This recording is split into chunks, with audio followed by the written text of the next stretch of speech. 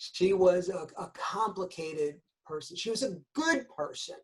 I mean, you don't do what she did for the Juvenile Diabetes Foundation for animals and be a bad person. But she was complicated, and she wasn't always the nicest person, and she admitted that. You know, people would come up to her all the time and say, "Oh, I loved Mary Richards on the Mary Tyler Moore Show. I wish I could be like her." And she would say, "Yeah, so do I." So she was real straightforward about that. But she just, you know, like so many actors and actresses, and very similar to Elizabeth Montgomery in many ways, which is one of the reasons why I did the book, as a follow-up to Twitch Upon a Star. Is when you're an actor, you're not a regular person, okay? You don't lead a regular life. And it's not as though she had more issues than the average person, even though she really did, but her issues were, you know, exacerbated and magnified because you're in the public eye. And this happens all the time. I mean, you can't sneeze, especially now today with social media.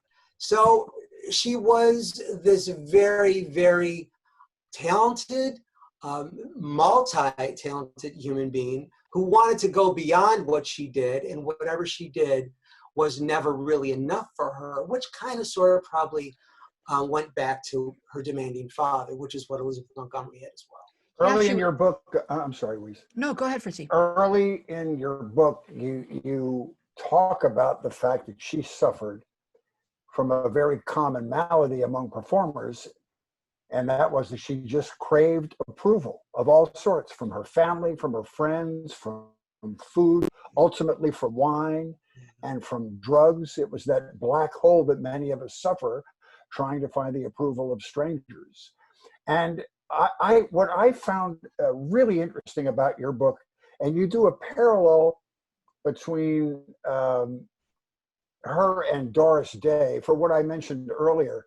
You know, their whole their whole show business image was the sunny, perfect American female, but there was an extreme 180-degree dark side to both of their lives, and they did have that in common.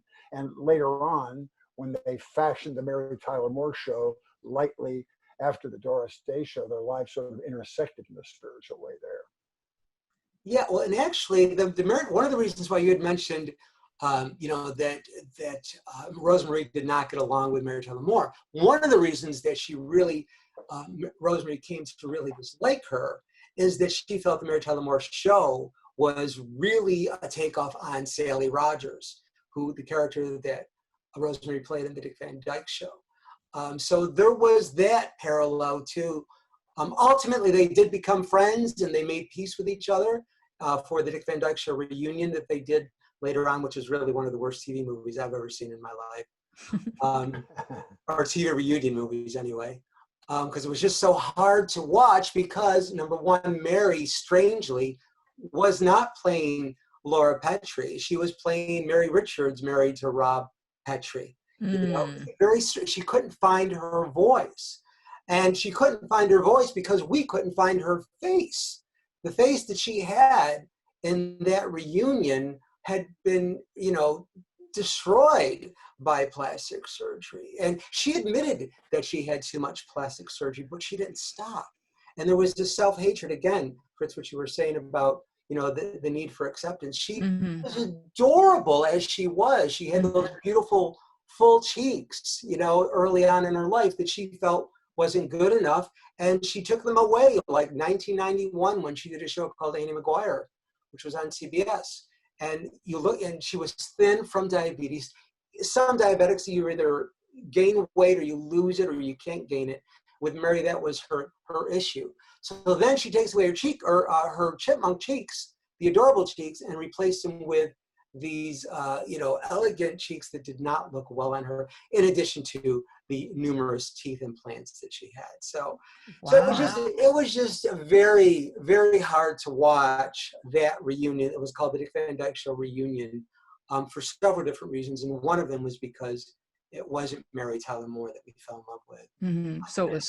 So that was kind of unsettling for people that loved someone and were maybe even, you miss seeing her face, but also concerned, because what does that imply? What does that mean? But I wanted to point out something else interesting that I found in your book, which is that when Mary came of age in the 50s, she somehow felt that the escape that she had from her family was to start another family. So she was actually working quite a bit by 18. She could have simply moved out, but by 19, she was a mother, and she was not yet emotionally prepared to be a mother. She was a person who had so much professional and creative drive, and she was constantly conflicted about it all.